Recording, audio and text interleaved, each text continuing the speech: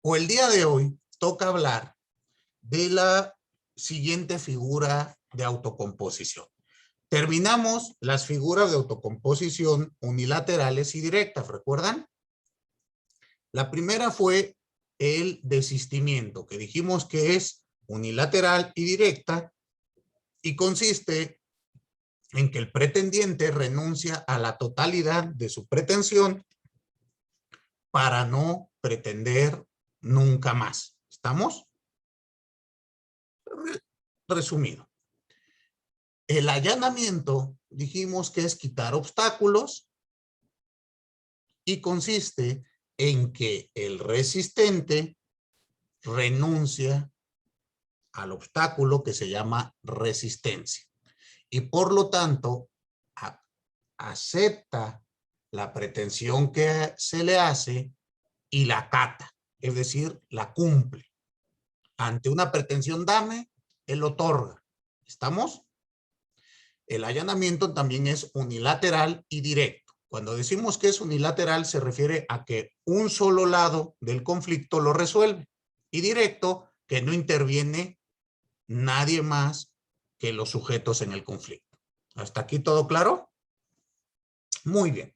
Por favor, auxílienme abriendo su Código Civil Federal. Vamos a analizar el siguiente tema. Y en el Código Civil Federal, por favor, acudan o lean. Estoy abriendo también el mío. Ubíquense en el apartado de transacción. ¿Por qué me voy al Código Civil Federal? Bueno, porque ha servido de base para diversos códigos locales.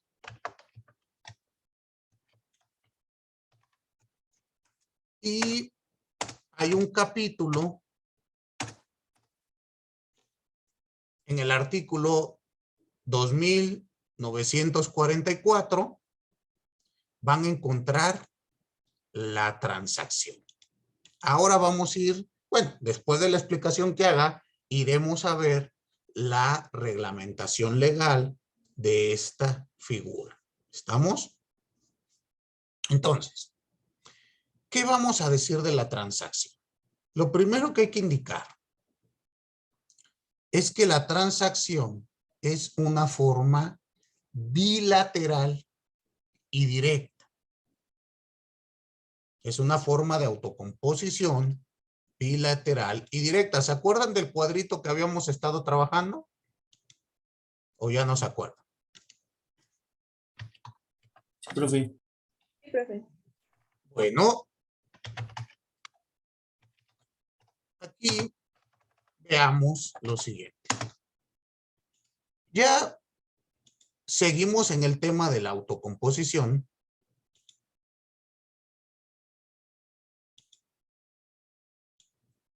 Tenemos aquí nuestro cuadro. Y habíamos dicho que hay una forma unilateral. ¿Se acuerdan? Que se divide en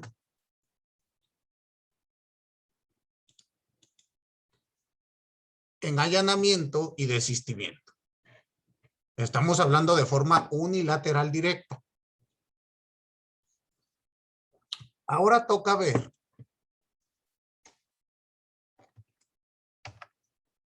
las formas bilateral.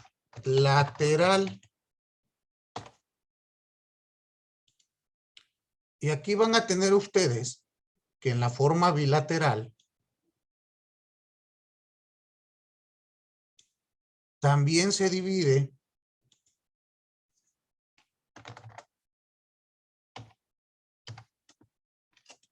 en bilateral directa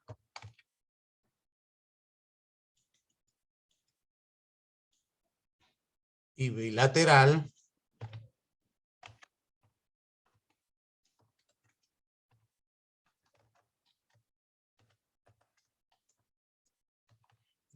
indirecta. ¿Estamos? Ahora vamos a estudiar la forma bilateral directa.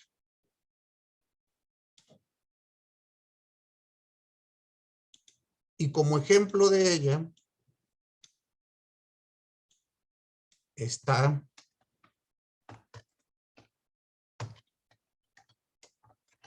la transacción.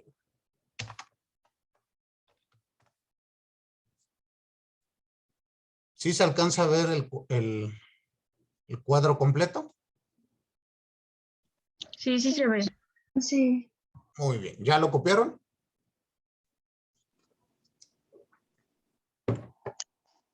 ¿Sí? Ya. Perfecto. Dejo de compartir entonces.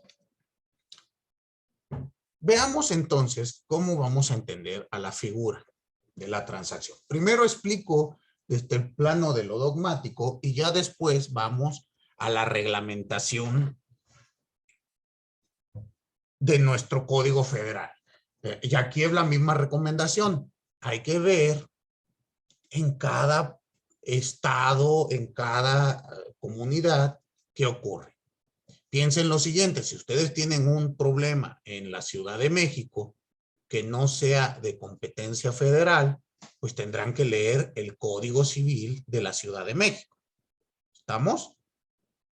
Lo mismo que en el del Estado de México, lo mismo que en todas las demás entidades federativas de nuestra patria. ¿Queda claro? Entonces ahora, ¿cómo vamos a entender a la transacción? Vamos a entender que la transacción es una forma de autocomposición en donde ambos contendientes, es decir, ambos sujetos inmiscuidos en el conflicto intersubjetivo de intereses, renuncian en forma bilateral, simultánea y recíproca a parte de sus posiciones encontradas. De tal modo que la pérdida de uno se compensa con la del otro. De tal modo que ambos terminan ganando.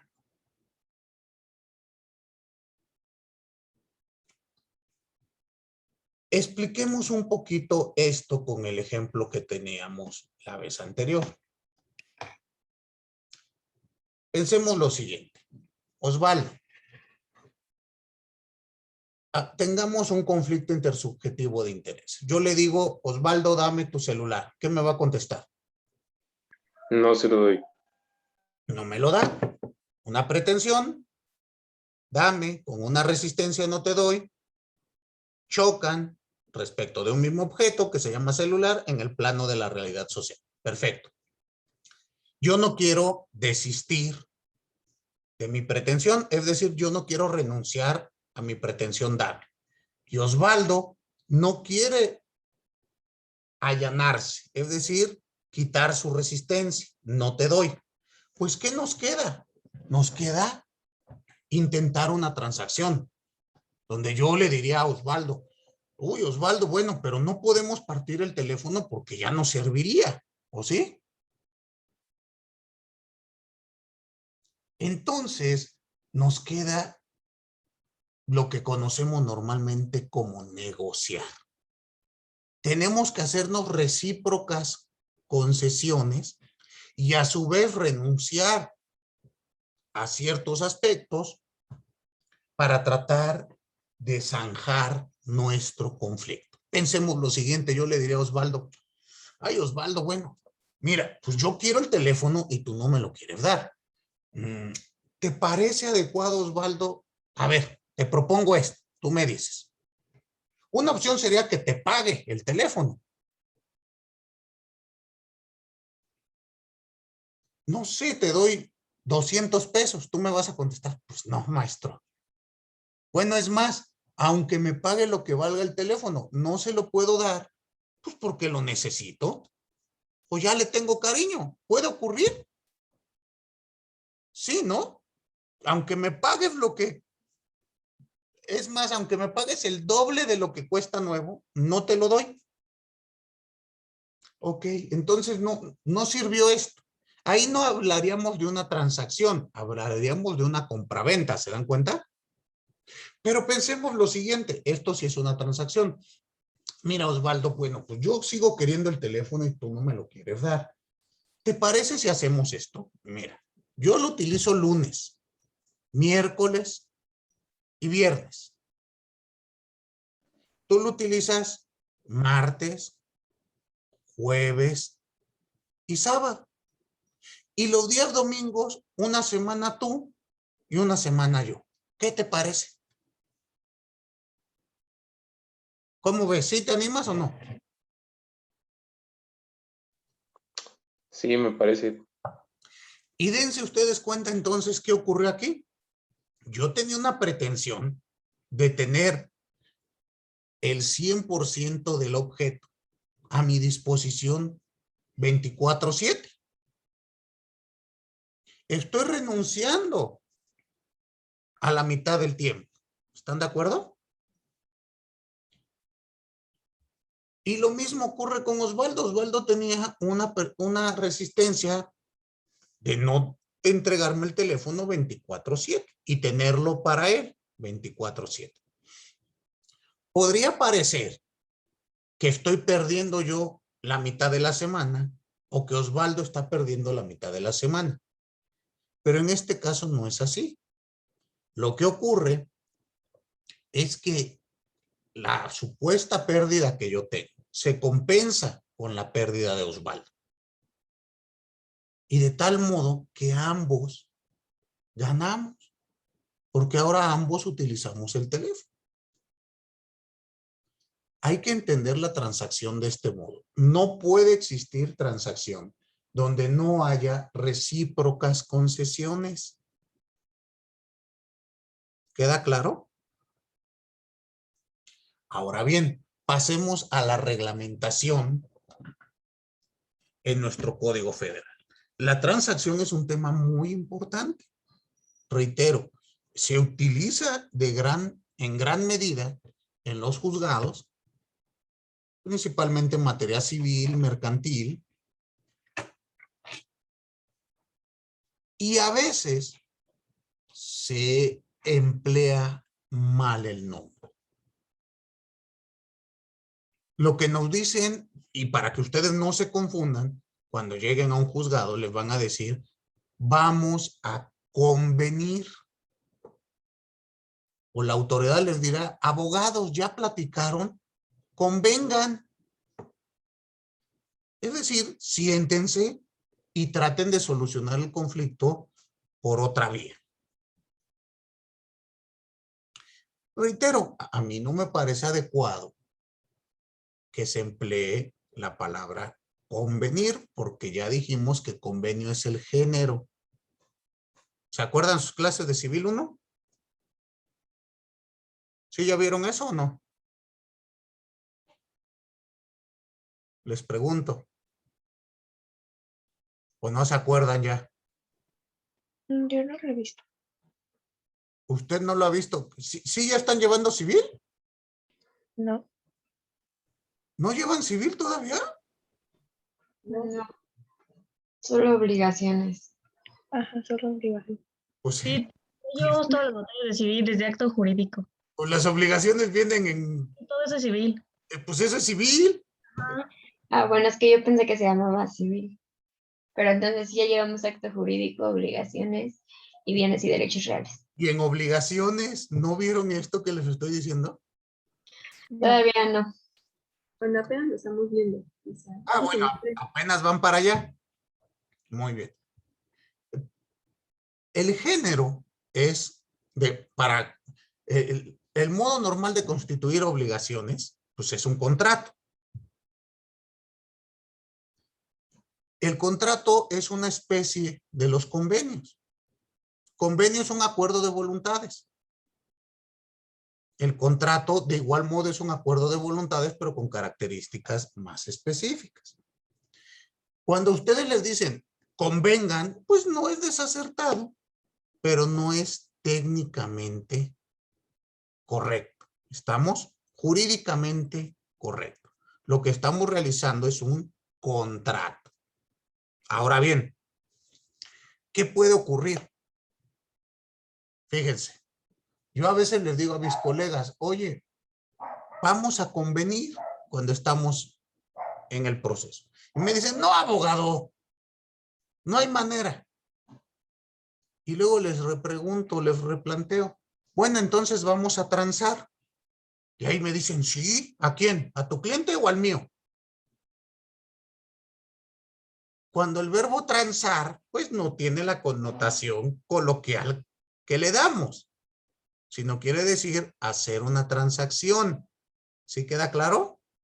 Para que ustedes también no se vayan a emocionar el día de mañana que les digan, vamos a transar. ¿Queda claro? Ahora bien, vamos a ver la reglamentación legal porque me interesa principalmente un aspecto. No todos los procesos y no en todas las materias se admite la transacción como forma de resolver un conflicto. Y ustedes deben de conocer esto, porque si no, al rato van a estar haciendo cosas pues que no tengan validez legal. Les pongo un ejemplo. Hay ocasiones, me ha tocado, que te dicen la cliente o el cliente, abogado. Esto principalmente me ha ocurrido con abuelitos, con abuelas, que dicen, es que mi hijo, mi hija, me tiene desatendido a mi nieto. Incluso ya me lo dejó ahí tirado. Yo soy la que le ve su comida, yo soy la que lo lleva a la escuela, yo soy todo. Y mi hijo o mi hija, pues ya se la vive en la fiesta, ya le valió.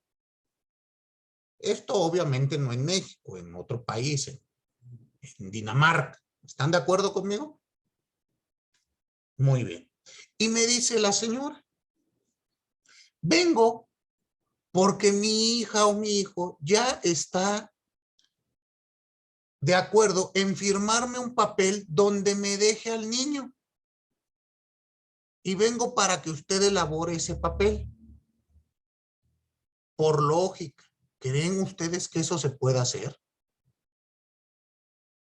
Osvaldo, ¿por qué no? Porque pues de quien se trata es de un niño, o sea, no es un objeto, sino una persona. Exacto. No podemos hacer. Ahí me está diciendo ella, hagamos una transacción respecto de este problema. Pero ya veremos que está limitada la transacción. No puede ser respecto de todo. Por favor, auxílienme dándole lectura al primer artículo que les señalé. Vamos a ver la definición de transacción en el plano de lo legal. ¿Quién me ayuda? Si gusta yo, profesor. Profesor. A ver, por favor, Iván. Artículo 2944. La transacción es un contrato por el cual las partes, haciéndose recíprocas concesiones, terminan una controversia presente o previenen una futura. Aquí tenemos entonces la definición legal. Ustedes ya desde este momento van a tener siempre en mente que una transacción es un contrato. ¿Sí quedó claro? Pero, ¿cuál es la finalidad? Bueno, como les explicaba, es un contrato donde ambas partes se hacen recíprocas concesiones. Si no hay una reciprocidad, si no están cediendo ambos, no será transacción. ¿Queda claro?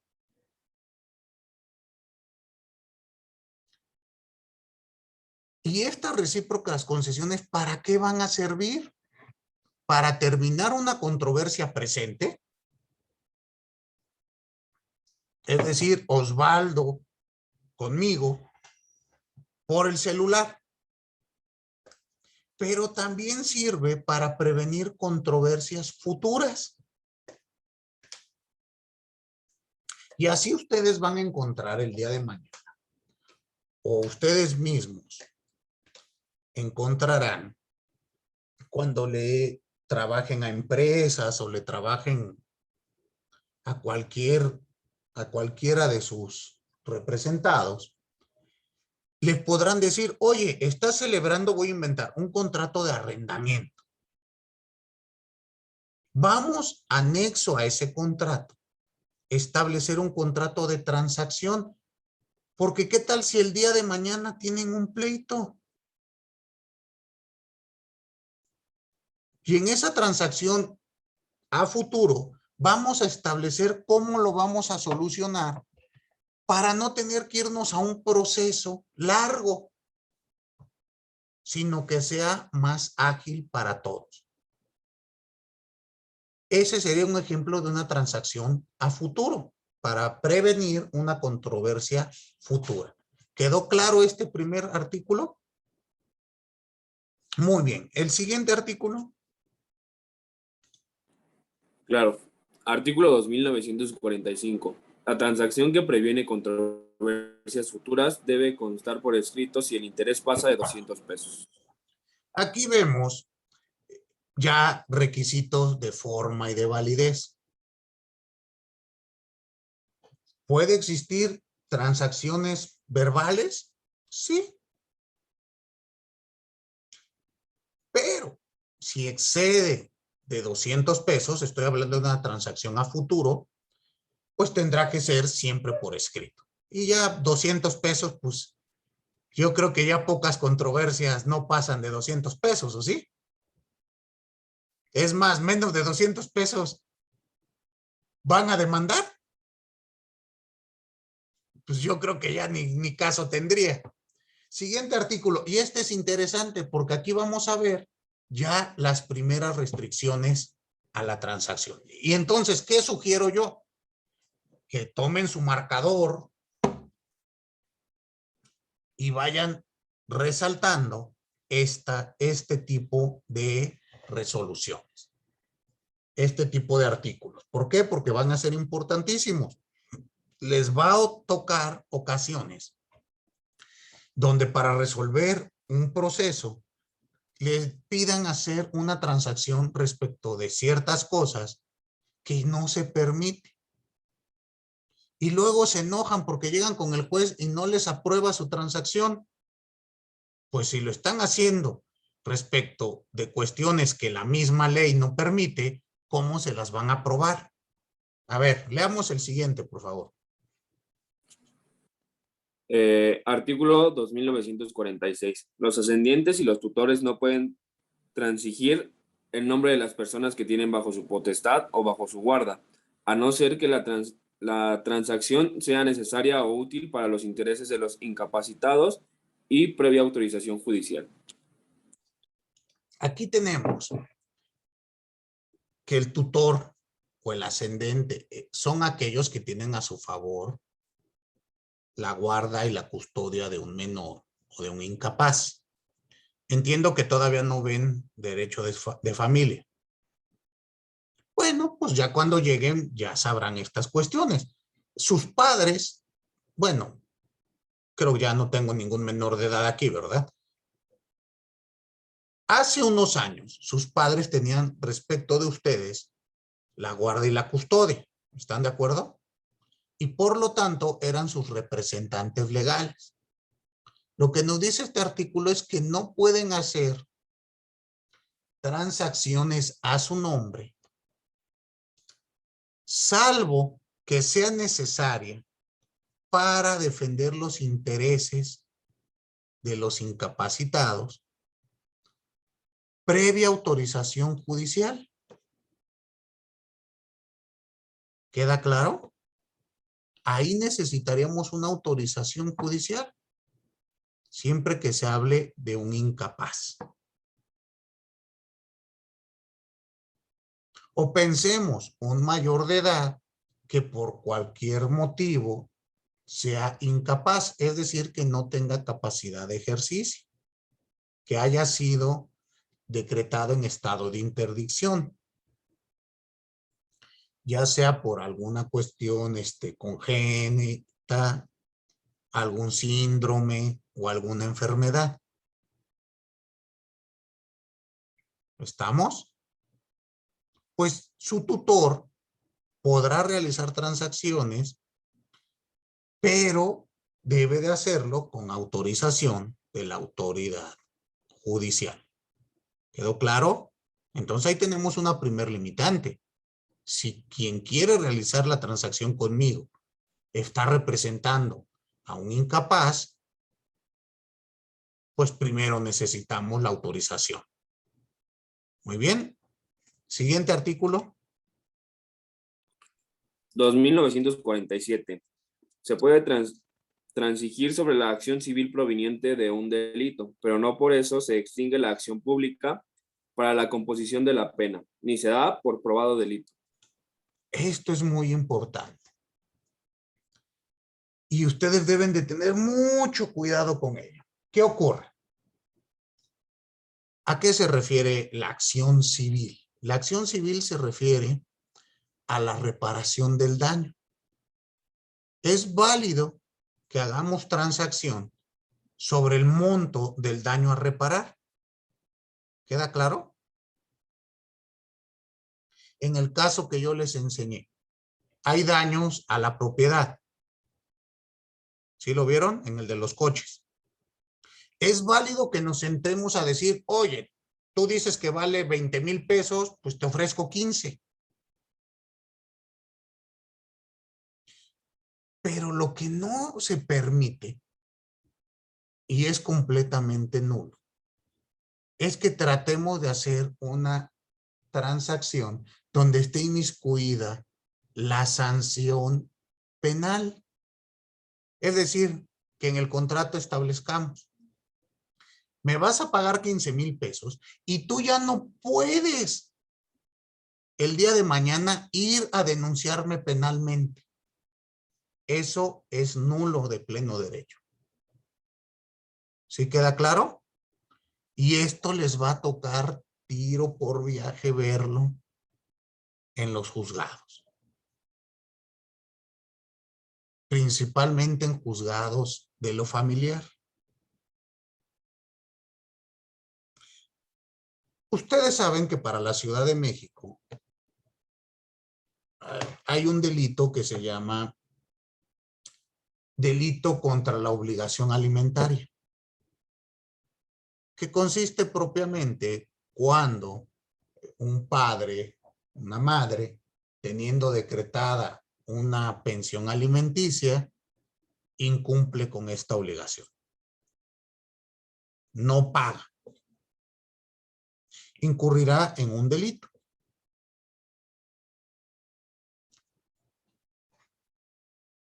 Pensemos que en el juzgado de lo familiar, porque en el juzgado de lo familiar también se va a cuantificar el adeudo, ¿están de acuerdo?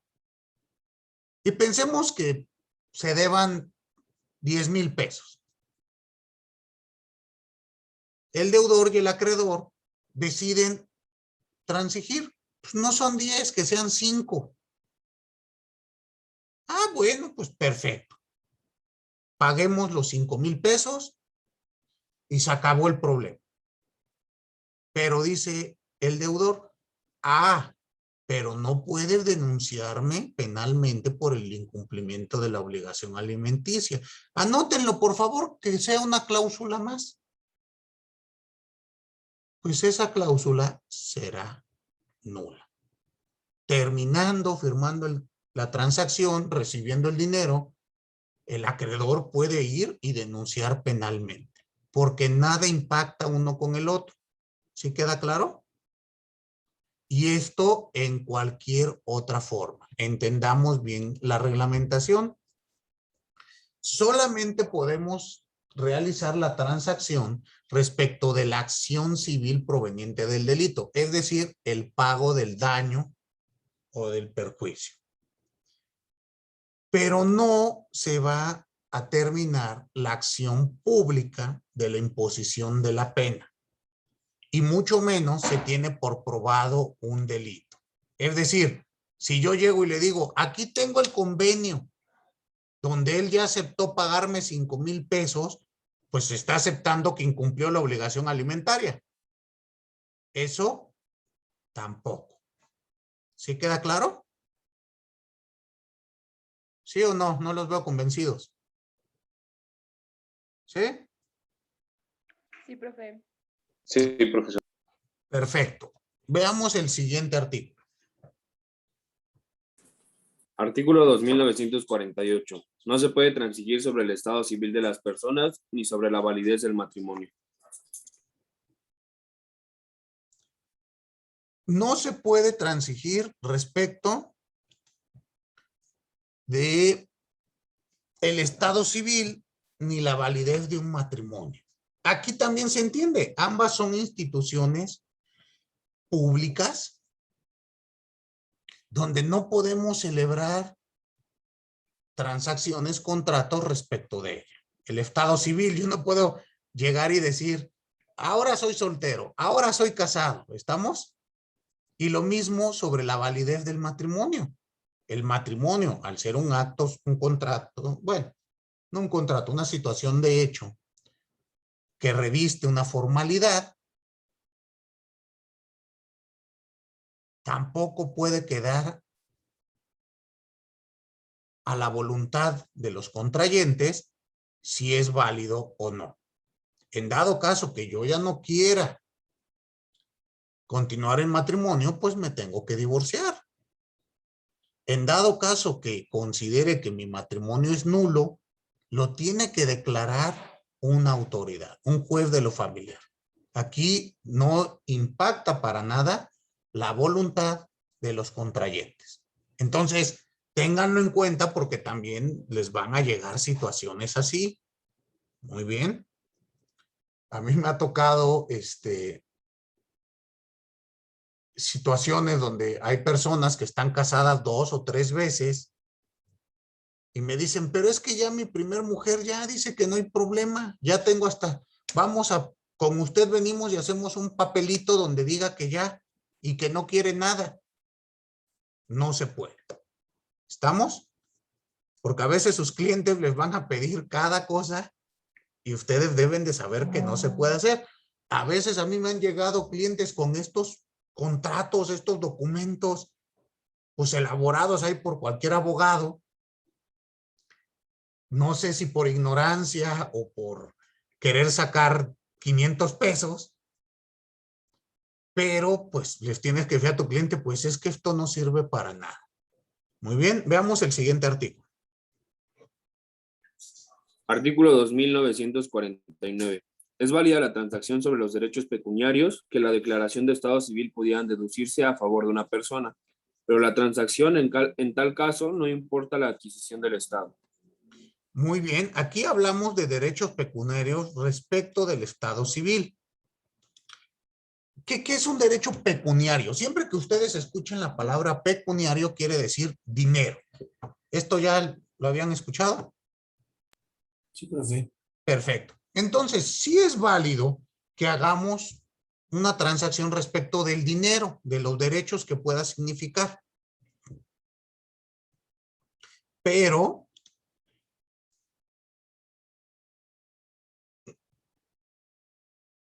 hay que ver que en este caso no va a importar la adquisición del Estado, en este caso del Estado civil. Es decir, recuerden que decíamos que el Estado civil no es motivo de transacción. Aquí hablamos de los derechos por el Estado civil. Propiamente hablar de cuestiones respecto de la sociedad conyugal, lo que conocemos como capitulaciones matrimoniales. O en términos de series de televisión, acuerdo prenupcial. ¿Estamos? A eso se refiere. Muy bien. Veamos el siguiente artículo y este es el que yo les decía muy, muy importante. Nos va a hablar de la nulidad de o sobre qué cosas no podemos hacer transacción. Este artículo en lo personal creo que es el que debiesen ustedes de tener muy en cuenta para futuras ocasiones. Entonces, si me ayudan dándole lectura, fracción por fracción, por favor. Artículo 2950. Será nula la transacción que verse: 1. Sobre el delito, dolo y culpa futuros. Aquí, 2. espérame, fracción por fracción. Será nula toda transacción que verse sobre delito, dolo o culpa futuro. Imagínense que Naomi y yo hacemos un contrato. ¿Sale? Un contrato de arrendamiento o lo que sea. Y ahí le digo, oye Naomi, vamos a hacer una transacción para evitar problemas futuros. Y en esa transacción me pone Naomi. Ella me está rentando a mí. Yo estoy entrando a su casa. Y Naomi pone una cláusula donde dice, si tú no me pagas la renta, Polanco, te cambio las chapas cuando no estés y ya no te dejo entrar. Y por realizar esta actividad, no me vas a acusar de despojo. Les pregunto a ustedes, ¿esto será válido? No, porque estamos hablando de un delito futuro. No importa cómo lo queramos redactar, será nulo. O que Naomi me diga, bueno, si un día te doy 3 golpes en la cara y te genero lesiones que tarden en sanar más de 30 días, pues no me vas a poder ir a denunciar. Te pagaré la cantidad de 5,000 pesos. ¿Creen que se pueda? Tampoco. Pero ustedes van a leer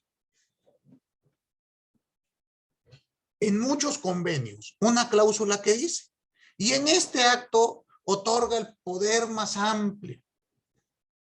Perdón, otorga el perdón más amplio, tanto de delitos presentes como de delitos futuros.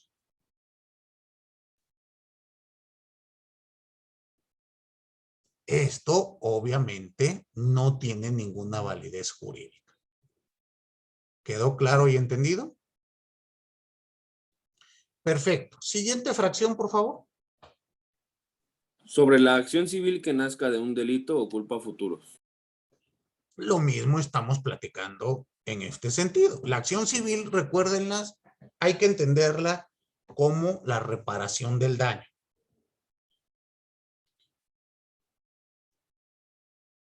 Esta reparación del daño tampoco puede ser motivo de transacción a futuro. Piensen que Alejandro y yo tenemos una relación contractual y que yo le diga, bueno Alejandro, pero si yo te ocasiono un fraude, pues de una vez establezcamos que te voy a pagar 2 millones de pesos. Oye, pero si todavía no sabes cuánto me vas a defraudar. Bueno, pero pues así, mira, de lo perdido lo encontrado. Esto obviamente es nulo. Muy bien. No podemos hablar de transacción a futuro. Ya vimos en el artículo anterior que se permite transacción respecto de la acción civil del delito presente. A futuro no. ¿Queda claro? Muy bien. Siguiente fracción, por favor. Sobre sucesión futura. Sobre la sucesión futura, imagínense que yo le diga a mi hijo, ven, fírmame esta transacción. ¿Dónde me vas a decir que, bueno, no, mi hijo no, con un hermano? le digo a mi hermano Juan, ven, fírmame aquí, yo soy abogado y esto nos conviene. Y en el documento dice que cuando muera mi padre, todo me toca a mí. Que mi hermano renuncie a su porción de herencia para dármela a mí. ¿Creen ustedes que se pueda? No. ¿Estamos? ¿Por qué? Pues porque los derechos sucesorios tienen ciertas características. Ya llegando al momento donde sí somos herederos, en ese momento ni siquiera tenemos derechos sucesorios. No sabemos si mi padre nos va a dejar algo para mí. ¿Concuerdan conmigo? En una de esas hace un testamento y no deja nada, se lo deja al vecino. Por lo cual no podemos hacer sobre derechos sucesorios futuros. Ya presente sí. Si se me ha declarado heredero y a mi hermano también, pues yo le podría decir, ¿sabes qué? Te compro tu porción de masa hereditaria. O dónamela. ¿Estamos? O repúdiala, pero ya será presente, futura no. Muy bien. Siguiente, por favor. Sobre la herencia, antes de visto testamento, si lo hay. Vamos a la misma. Sobre la herencia, antes de abrir un testamento, si es que existe. Yo no le puedo decir a mi hermano, esta casa me toca a mí. ¿Por qué? Pues porque yo cuidé a mi papá. Bueno, pero mi papá dejó testamento, ¿no?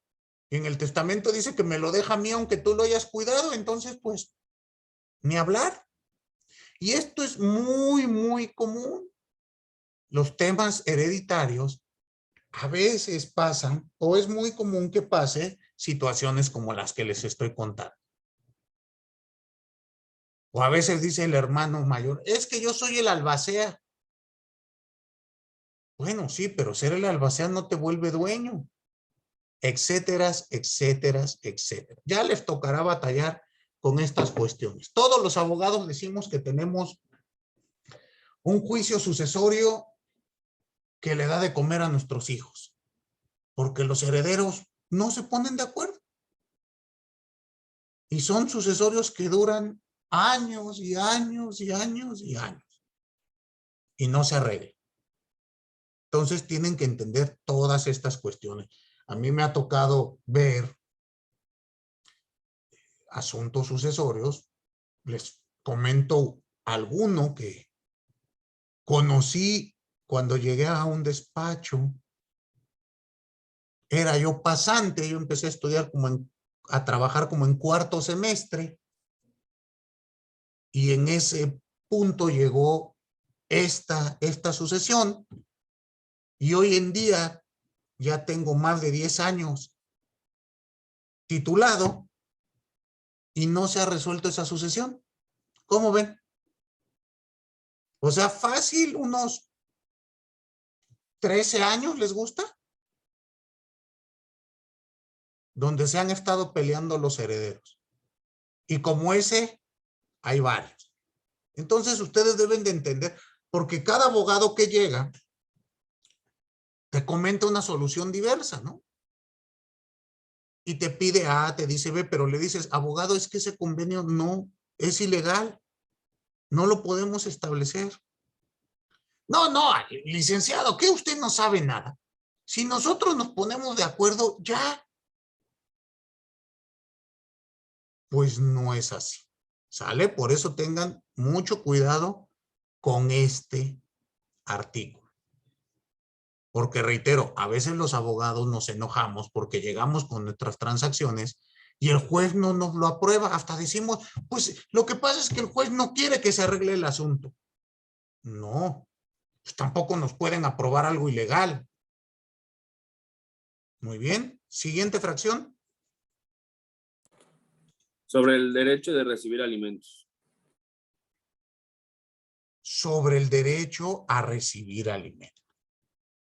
Imagínense que yo le diga a mi hijo de 16 años, oye, fírmame aquí este documento donde dice que en dado caso de que tú ya me caigas gordo y no tenga que dar y no te quiera seguir manteniendo, pues renuncias a tu derecho de demandarme. ¿Creen que será válida esa transacción?